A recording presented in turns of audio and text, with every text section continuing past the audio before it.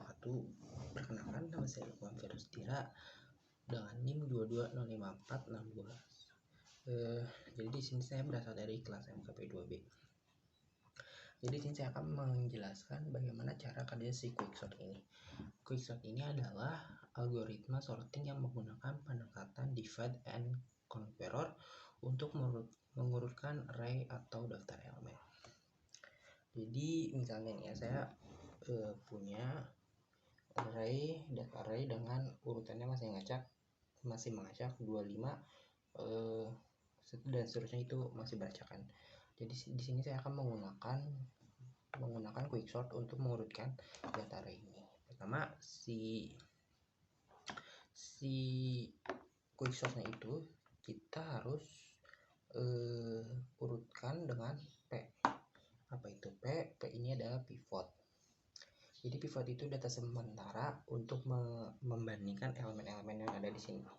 Sebenarnya boleh di mana saja, cuman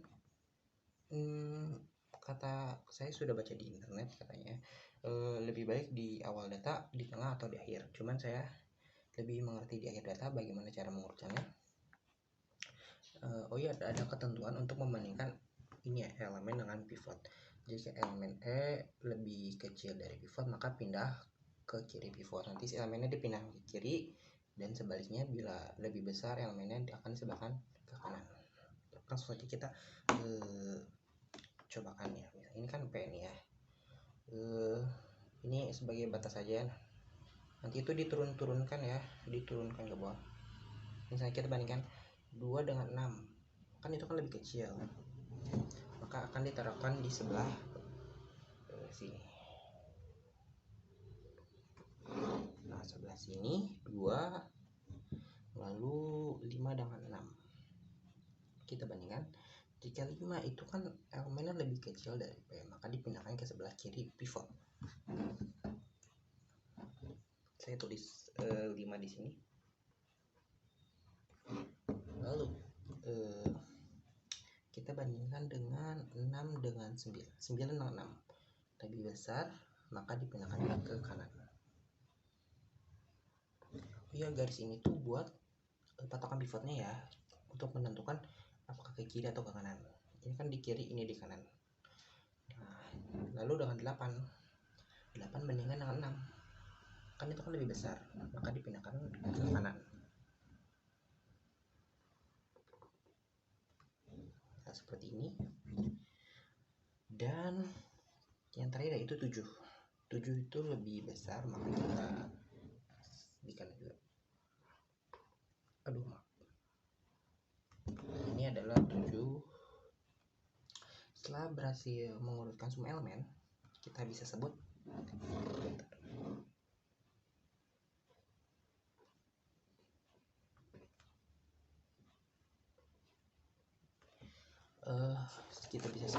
sebagai ini dalam P1 dan ini sebagai P2, atau yang disebut kita P itu partisi.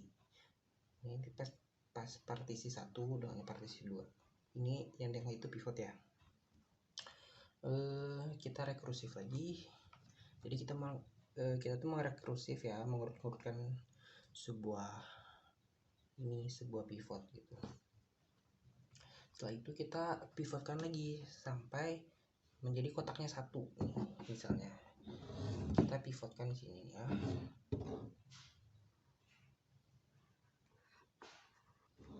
Nah, 5 itu kan berarti kita nanti turunkan ke bawah. 5 itu bandingkan 2 dengan 5 itu kan lebih kecil, maka di kanan. Nah, ini udah terakhir. Kalau udah terakhir gini kita kotakkan saja, maka kita nggak usah ngebanding-banding lagi, berarti udah benar ya gitu. Sampai segitu aja. Lalu kita bandingkan ini dengan sama di partisi 2 ini.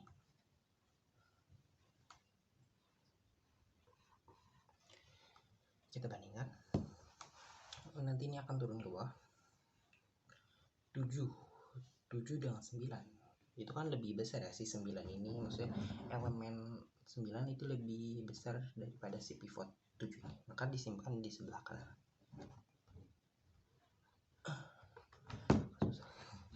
lalu dengan 8 juga bisa. Nah, jika sudah ini kita kan belum satu kayak gini ya, kita rekursif lagi yang akhir data sampai bisa. Nanti si 8 akan turun,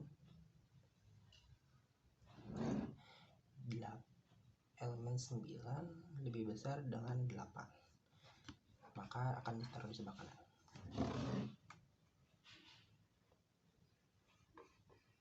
Nah,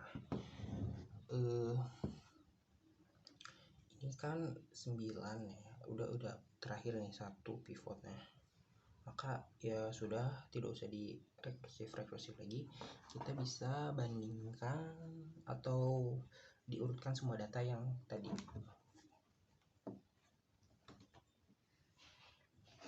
Paling tinggal turunkan kotaknya yang tadi ya.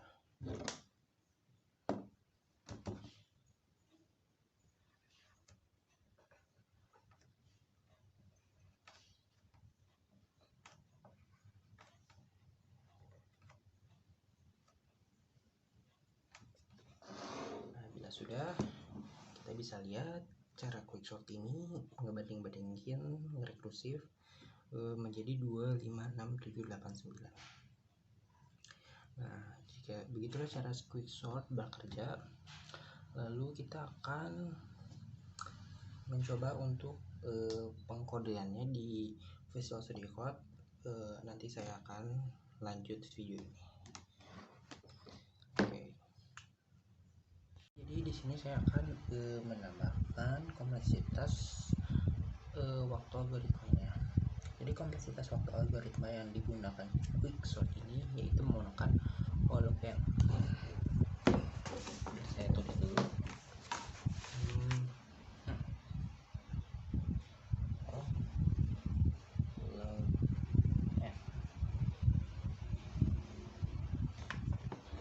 Bisa dilihat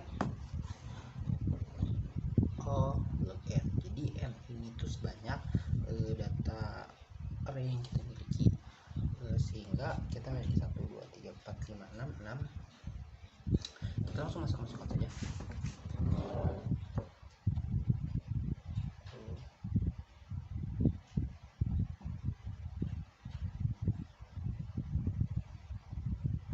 Maka hasil si O-log-N ini adalah sebanyak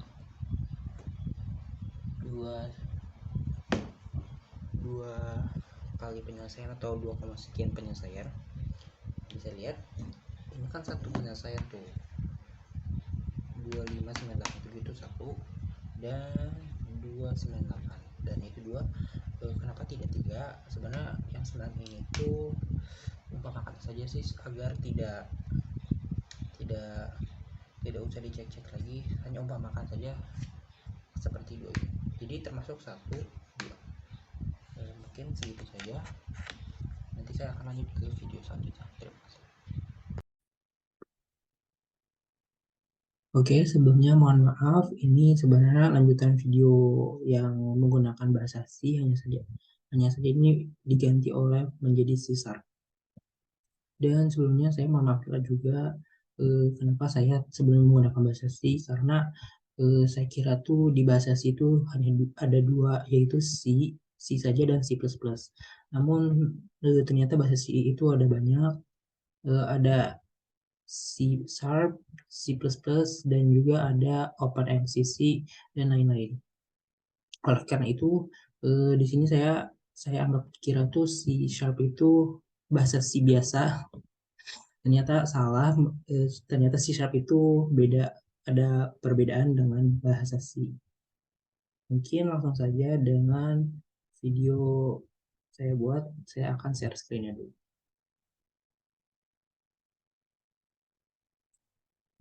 Nah ini.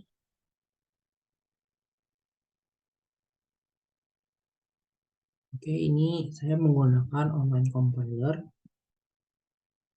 Jadi kalau misalnya ini bahasa C dan C# ini kan saya baca-baca sih memiliki kesamaan, namun memiliki ini Jadi meskipun C dan C Sharp ini memiliki beberapa kesamaan ya, keduanya adalah bahasa pemrogram yang berbeda gitu dan digunakan untuk tujuan berbeda.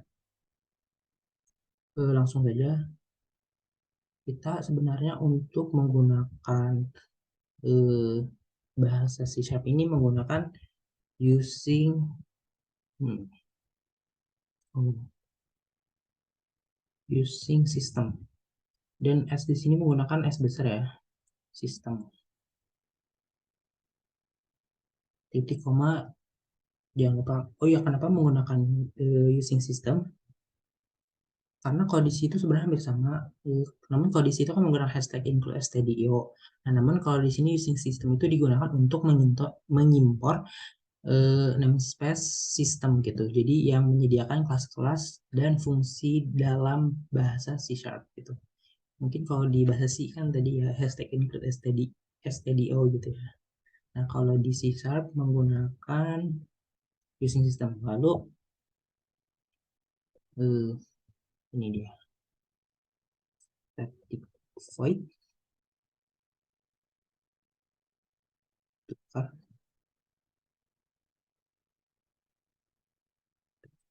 integer a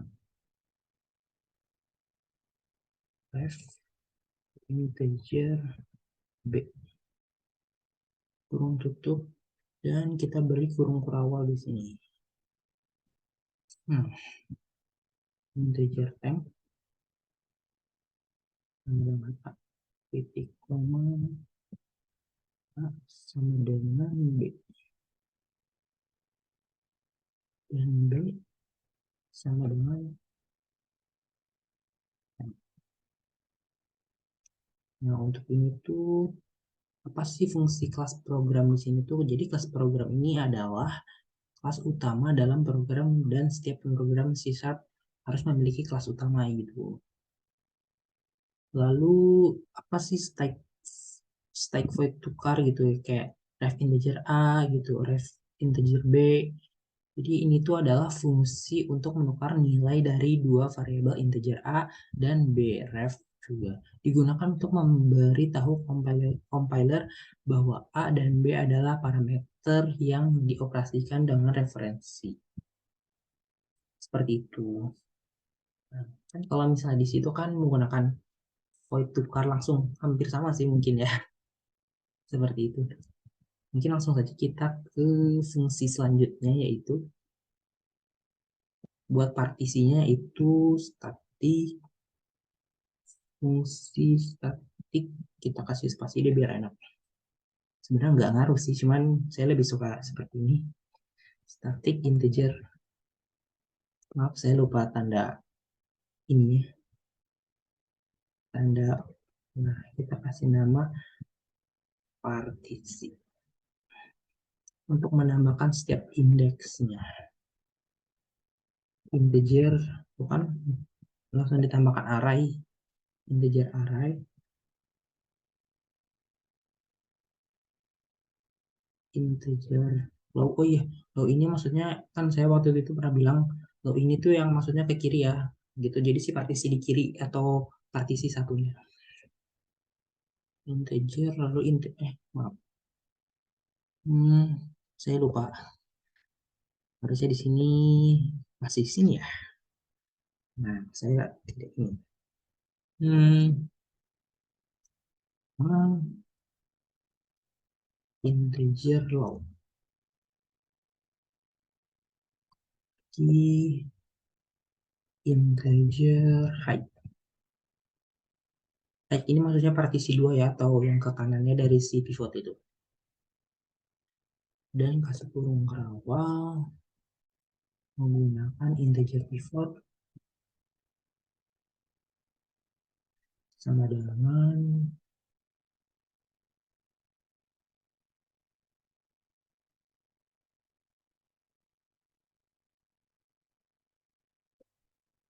titik koma. Lalu integer lagi i sama dengan low.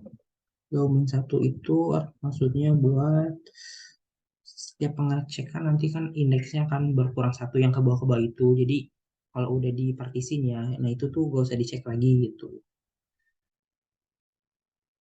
Minus satu titik koma, jangan lupa kita menggunakan for loop ini. For integer j sama dengan log titik koma dan j kurang dari maaf, baik. Hmm, oh iya benar. Lalu j plus plus ya, j tambah satu.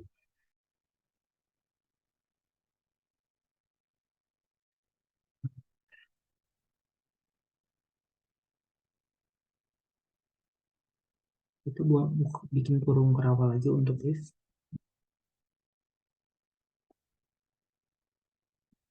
r array j hmm oh ini kurang dari atau sama dengan pivot ya, pivotnya jangan lupa ya, tapi pivot kurang kerawal.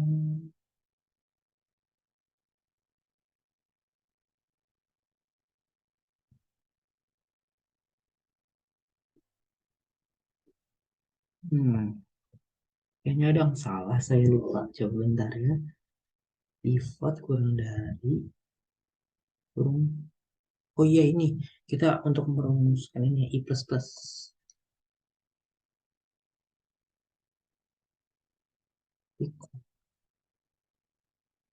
nilai tukar tukar ref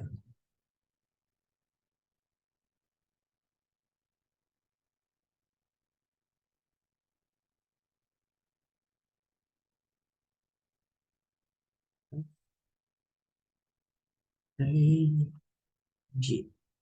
Hmm, titik koma, jangan lupa titik koma, dan yang terakhir masukkan rumus untuk ke kanannya.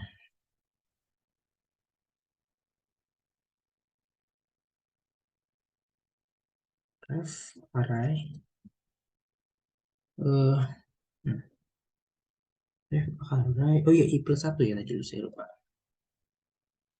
i plus satu. Hmm, hmm, ya, oh ini i plus satu, nah oh nggak mau ya, ini mau nih koma, eh koma, oh iya komanya di ini ya,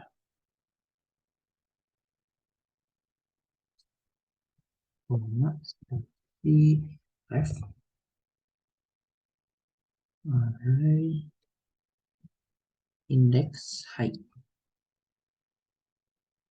Waduh, oh iya benar.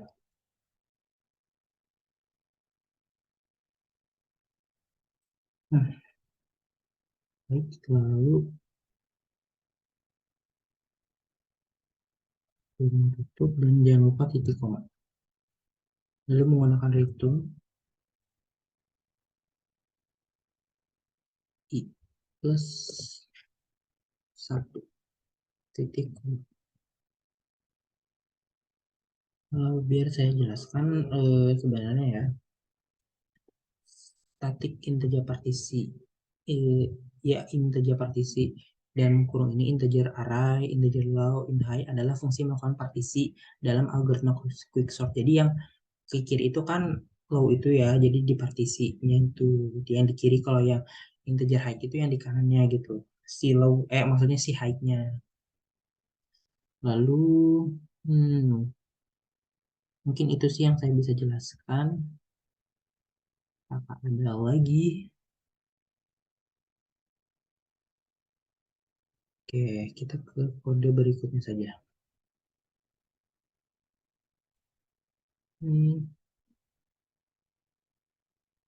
Oh, ini gak mau dipencet ya.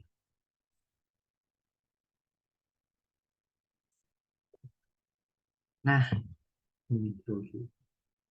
Kita menggunakan di sini menggunakan, kalau tadi kan ini fungsi buat si partisinya, sekarang menggunakan ini si quicksortnya, cara quicksortnya yaitu static void.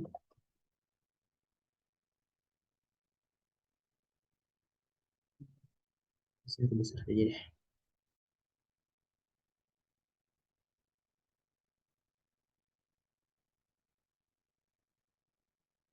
Quicksort.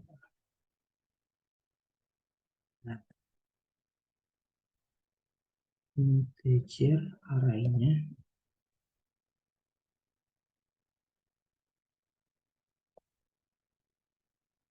yang mau. Waduh. Nah, integer arraynya integer log.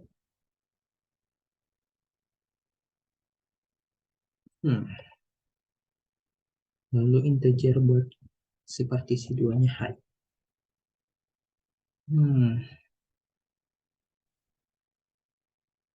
Baik. Jangan lupa kurung tutup dan kurung kurawal baru. Waduh, kok belum mau ya? Nah, nggak mau akhirnya. Menggunakan if lagi. Condition step low kurang dari height. Kurung tutup, jangan lupa. Aduh, jadi gini. Coba saya spasi dulu biar enak. Nah, baik, sudah, baru kurung kurawal baru. Nah, kan mau akhirnya integer pivot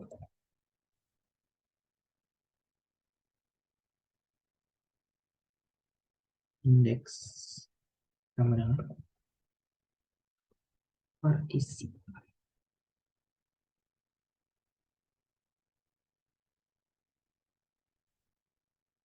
Si array low.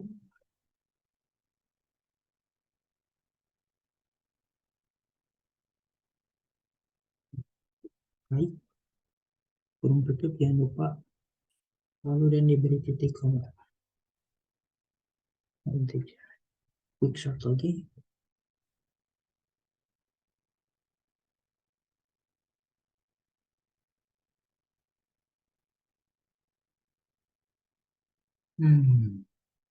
Iya benar.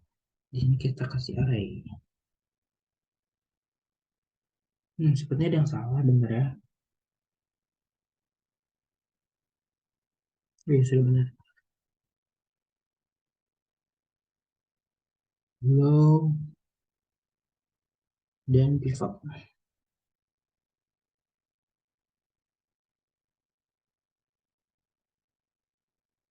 Indeks minus satu ya, jadi nanti ke kiri itu harus dikurang satu gitu. Dan jangan lupa titik komanya. Quicksort lagi.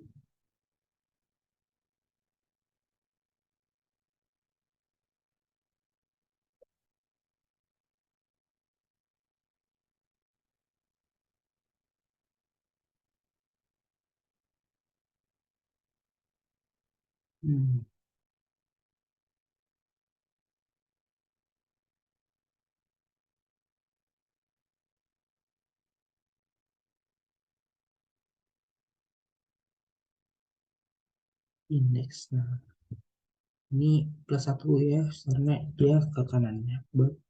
Karena dia high itu ke kanan. Dan kurung tutup titik koma. Aduh, akhirnya panjang juga.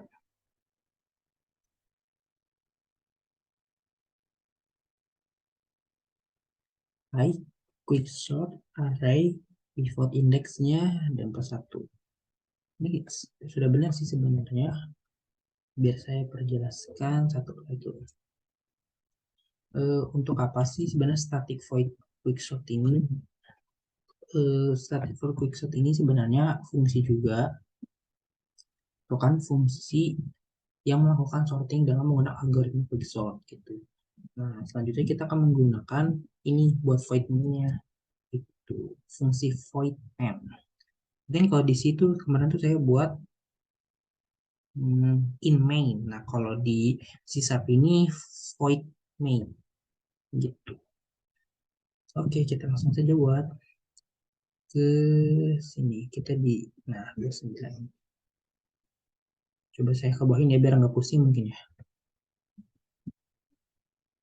Nah, biar nggak pusing kita ke atas ini. Nah, di sini enak.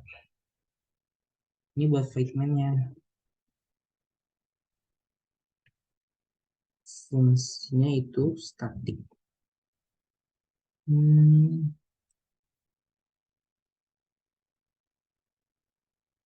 void main. Nah, void main. Ini saya bilang salah, bentar.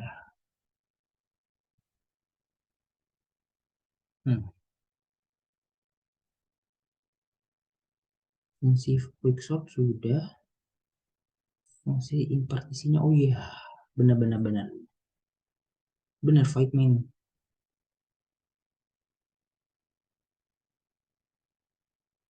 Quicksort sudah.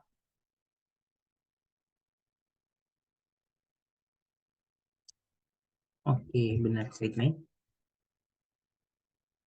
Oh iya, void main di sini M-nya harus besar ya.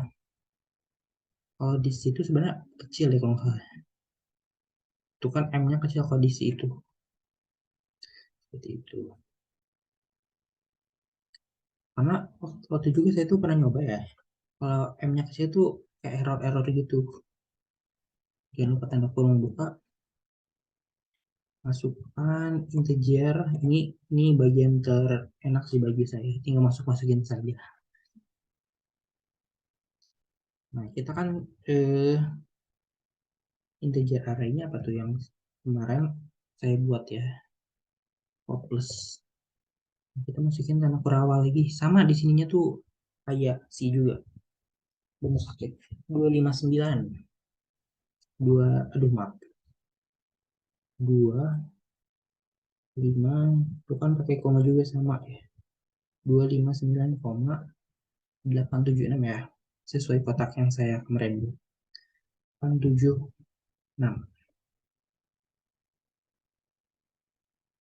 Dan jangan lupa kurawal tutup sama kayak C juga. Titik koma. Integer n-nya yaitu si array titik length. Jangan lupa titik koma. Kita kasih quick sort lagi biar enak. Quick sort.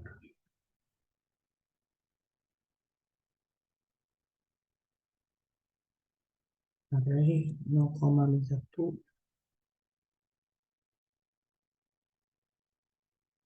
n minus 1 titik koma for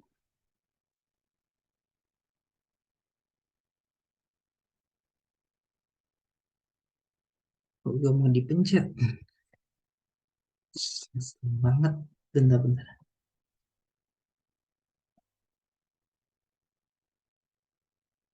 Nah, mau nih spasi for kurang menutup integer i sama dengan 0. Bentar, biar rapi saya lebih suka gini sih. 0 titik koma, jangan lupa i kurang dari n titik koma dan I plus 1. Aduh. Lalu pemrograman lagi console write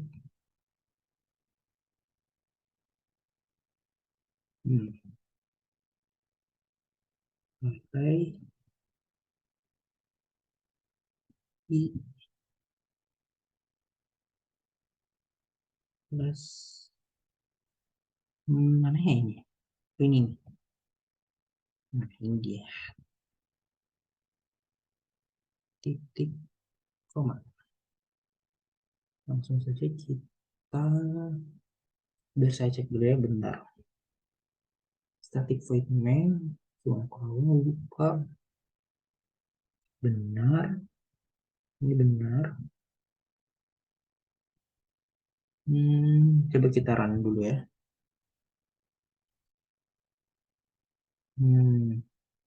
Sepertinya error. Selalu error kenapa ya? Ya sudah, sepertinya saya jelaskan dulu, nanti saya mungkin cek satu persatu nih ya. Static void main. Nah, static void main ini adalah fungsi juga ya, kayak tadi static buat partisipasi. Nah, static void ini adalah melakukan ini program yang tempat program dijalankan gitu. Jadi ya buat emailnya gitu ya, kalau di C mungkin ya, hampir sama. Lalu kenapa ada integer array, integer n baru array gitu. Kalau integer array, kayaknya saya jelasin yang ini dulu di awal. Integer array yang 50, bukan 50 sih sebenarnya, nanti 50 itu buat data sederhana yang saya buat selanjutnya mungkin. Nah, 25986 ini tuh adalah array integer yang berisi nilai-nilai yang akan diurutkan. Nanti saya akan buat video lagi melanjutkan video ini untuk nilai secara acak. Nah, kalau integer nr lain ini adalah variabel integer yang menyimpan data panjang si array gitu. Lalu quicksort right no and min 1 ini adalah pemanggilan fungsi quicksort gitu. Jadi ya yang manggilin yang fungsi yang di atas itu kan kita udah buat. Nah, nanti kita tinggal panggil aja di ini di void main gitu. Tinggal ya buat manggil gitu ya, kayak masukin gitu rumusnya gitu. Jadi untuk mengurutkan nilai dalam array gitu. Dan console write array ini plus tanda petik 2 yaitu adalah pemerintah untuk mencetak nilai dalam array gitu yang array secara berurutan. Konsol ini adalah kelas di dalam namespace sistem yang menyediakan fungsi-fungsi input dan output. Mungkin kalau di bahasa C mungkin ya, sebenarnya printf mungkin ya. Printf saya tuh masih inget tuh ya, kemarin tuh saya buat printf mungkin. Nah, mungkin ini saya cek dulu mungkin ini error di mana ya. Ya, penjelasan mungkin itu. Mungkin saya akan pause dulu mungkin ya. Bentar. Oke, jadi saya tahu kesalahannya di mana. Jadi itu saya tuh lupa di sini. Biar saya share screen-nya terlebih dahulu bentar ya. Nah, mas, saya tuh lupa di bagian sini kelas program. Saya lupa ya, kalau mungkin kalau di situ nggak usah pakai kelas program ya.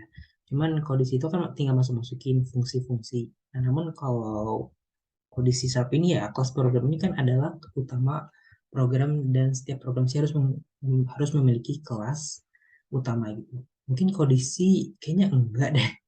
Jadi kalau waktu itu saya buat tuh tinggal langsung masukkan si fungsi-fungsi kayak void, tukar gitu. Mungkin itu saja sih kesalahan saya. Saya lupa di bagian situ. Hmm. Ya udah, kita akan melanjutkan uji sederhana nih.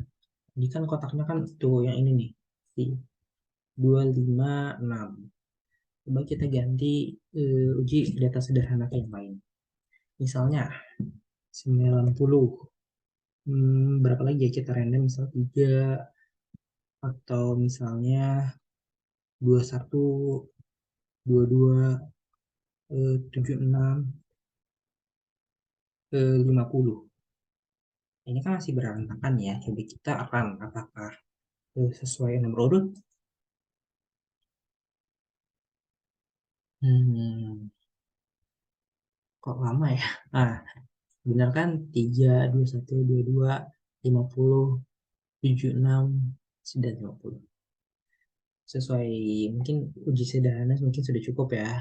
Saya akan lanjut ke video selanjutnya. Saya pause dulu mungkin ya.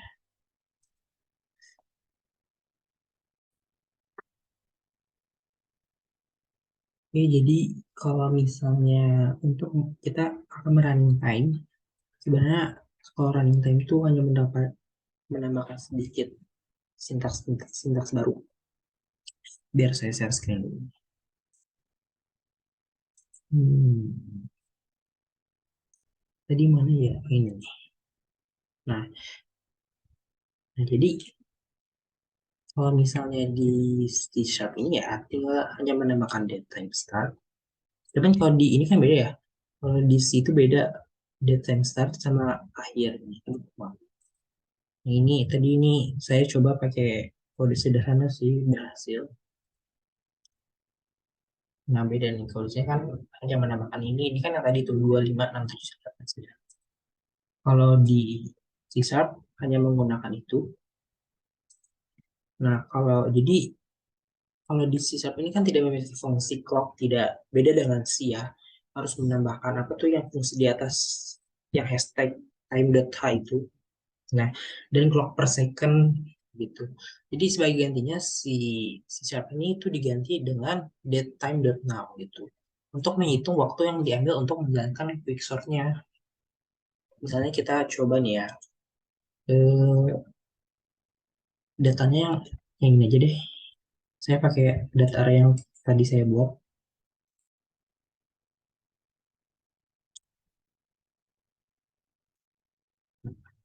Untuk ke atasnya tuh sama aja sih. Tuh.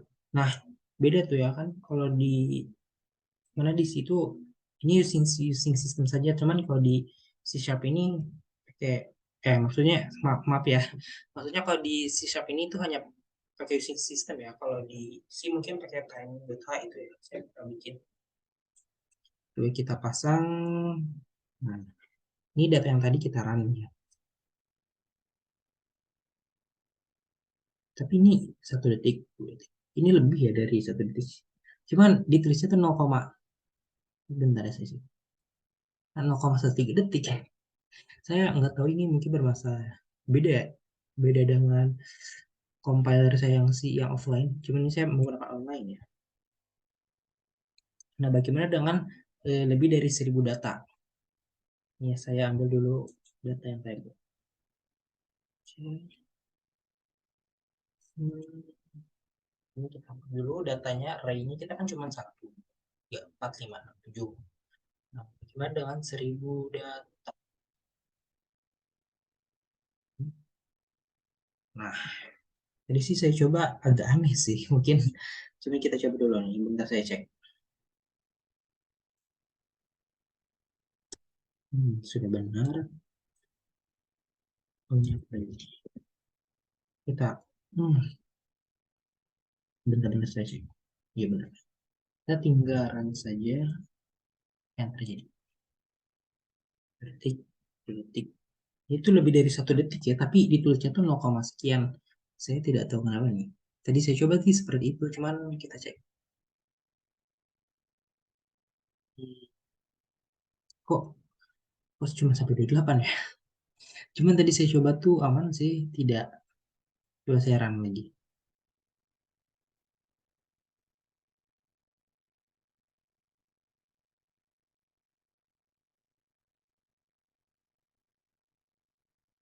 Hmm,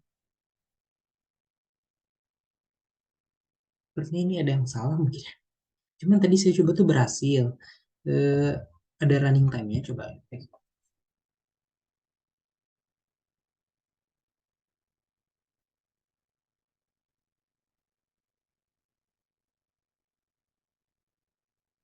Oh, mungkin karena komanya kali ya, tapi sebenarnya nggak ada hubungannya ya. Nah, ini berhasil nih ya. Aduh, mau di ini sampai 1.000 kan. 0,2 detik itu aneh banget. Harusnya tadi itu lebih dari sedetik ya. Coba kita acak nih misalnya. Kita di sini kasih minus coba. Apakah berurutan? Misalnya ini minus 3. Lalu di sini minus 7 dan minus 10. Kita running. Oh iya berurutan. Minus 10, minus 7, minus 3. Tapi yang saya heran tuh dia nggak lanjut ke bawah ya. Atau kan online mungkin. Coba bentar kita running lagi. Nah ini sudah berurutan. Anehnya tuh yang tadi kadang online compiler sering gitu ya mungkin. Itu kan tidak semuanya. Saya bingung. Nah, aduh. Nah, ini 0,0 detik. Kan ini sangat aneh ya. Padahal ini lebih dari sedetik sih tadi. Ya mungkin itu saja mungkin ya. Mungkin intinya tuh sebenarnya tuh ya, kalau semakin banyak data yang diberikan, maka dia itu akan semakin menghabiskan waktu lebih lama juga ya. Itu. Dan bagaimana untuk kita cobain bandingkan dengan selection sort. Mungkin saya akan video ini. Lanjut video ini mungkin saya akan pause. Oke, jadi kita mungkin langsung bandingkan saja dengan selection chart yang saya buat. Biar saya share screen. Nah, jadi kita tinggal ubah aja menjadi selection chart. Selection chart berbeda dengan ini, dia menggunakan sort sedangkan ini, maka selection chart. Nah, jadi di selection chart ini perbedaannya nggak beda jauh, yaitu di sisap ini bahasa C yang diberikan yaitu using system juga dan dan dan tak lupa dengan clockwise. Kalau di sini kan clock. Nah, kalau di sisap ini kita menggunakan stopwatch atau sistem diagnostiknya ini nih. Sistem diagnostik, maaf saya salah. Nah ini sistem diagnostik. Nah kita bandingkan ya. Tadi sih saya coba 1247 ini sudah berhasil. Cuman kadang kalau misal datanya yang berbanyak-banyak itu mungkin agak aneh. Kita bandingkan dengan yang tadi. Kita spasi dulu ya. Bentar saya lihat ke Excel dulu. Tadi, nah ini yang saya buat.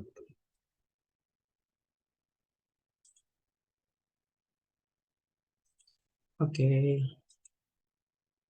Nah, mari kita coba.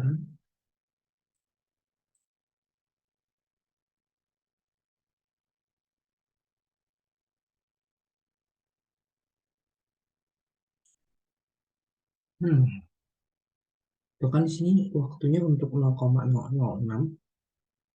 Coba saya ubah dulu, coba saya pause dulu mungkin ini saya pause dulu mungkin ya.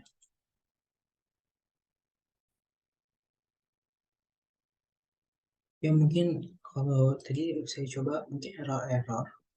Saya tadi terus coba kita coba lagi, cuman coba kita data yang sama kayak gini ya. Sebenarnya tadi kalau misalnya sampai 1000 tuh di online compiler tuh masih tetap saja error. Terus coba bukan error ya, nggak nyampe outputnya tuh nggak nyampe sampai akhir 1000 juga gitu. Coba kita run. Nah, selection set juga 0,00 sama-sama 0,0. Cuman seharusnya sih kalau misalnya quicksort itu lebih cepat ya daripada selection search. Tidak perlu memakan waktu yang banyak. Coba kita coba yang kayak tadi coba masih error.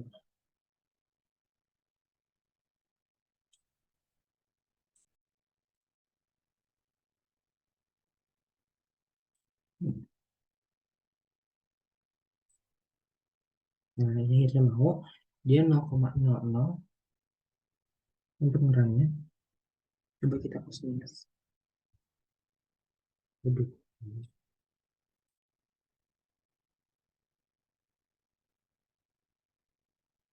Misalnya -1, -6, dan -11. -11 dari yang terkecil ya.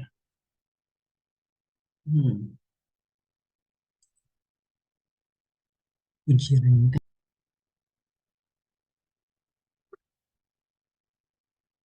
Ya, mungkin dari sekian banyak sih tadi saya sudah coba ya beberapa kali. Kesimpulan yang saya dapat yaitu algoritma quicksort ini lebih cepat daripada algoritma selection sort karena kompleksitas waktu quicksort itu kan adalah O log n ya, sedangkan kompleksitas waktu selection sort adalah O n kuadrat.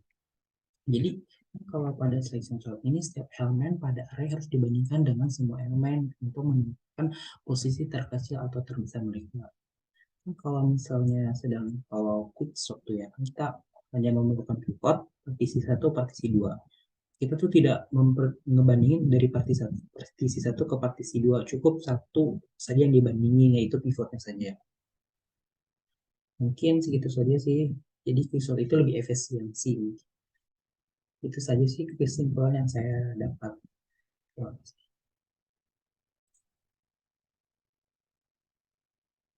Oke, jadi di sini saya akan menjelaskan contoh implementasi pemanfaatan algoritma sorting tersebut di dunia nyata untuk suatu studi kasus. Jadi sesuai namanya, sorting itu kan sebenarnya mengurutkan dari yang terkecil yang menjadi terbesar atau entah sebaliknya. Jadi sorting ini memiliki banyak manfaatnya dalam dunia nyata, yaitu antara lain meningkatkan efisiensi dan meningkatkan kualitas dan akurasi. Sebagai contoh sebenarnya eh, ada ada ada satu kelas siswa kelas 12 ingin menaiki biangala. Nah, di biangala ini kan ada kapasitas maksimal eh, berat yang dia tampung gitu. Misalnya maksimalnya 80 kg. Dengan 32 siswa, kita bisa menyortingnya terlebih dahulu. Kenapa? Karena misalnya kita ada siswa dengan berat badan 50 kg. Di berat 50 kg ini kita tambah berapa gitu untuk menjadi 80 kg. Nah, kita kan perlu 30 kg kan si si biangala ini tidak melebihi kapasitas yang ia miliki. Atau 80 ditambah 10 10 10 juga itu sebenarnya bisa. Namun kan sesuai dengan kebutuhan ya. Jadi misalnya kita perlunya 30. Nah, dengan dengan dengan berat badan yang sudah disorting bisa dari 32 siswa gitu. Kita tuh ya tinggal cari aja gitu dari antara 20 atau sampai 40. Jadi kita tidak usah mencari dari angka 1 gitu. Sehingga kita bisa menemukan gitu ya 30 untuk 30 kilogram gitu maksimalnya. Jadi 50 sampai 30 kan jadi 80 gitu itu maksimalnya. Jadi kita tidak usah mencari satu-satu lagi gitu siswa yang mana gitu. Mungkin itu saja saya yang dapat saya implementasikan. Terima kasih. Mohon maaf bila ada kesalahan. Assalamualaikum warahmatullahi wabarakatuh.